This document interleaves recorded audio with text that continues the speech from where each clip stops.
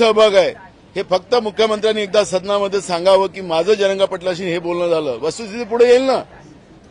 तपास घेण्याची गरज काय. पोलिसांवर कसा दबाव आहे.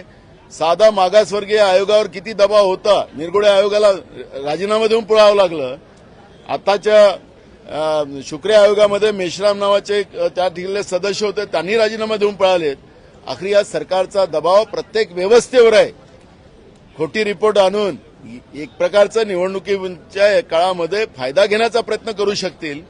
पण मुख्यमंत्र्याला अगर खरंच दम असेल या सरकारमध्ये तर जरांगे पाटलाशी काय बोलणं झालं होतं मुख्यमंत्र्याचं ते त्यांनी जाहीर करावं.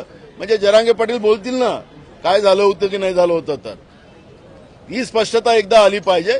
मग हे दुसऱ्यावर पवार साहेबावर असतील किंवा उद्धव ठाकरे साहेबावर असतील आरोप लावायचा असेल तर आरोप तर लोकशाहीमध्ये कोणालाही लावता येतं.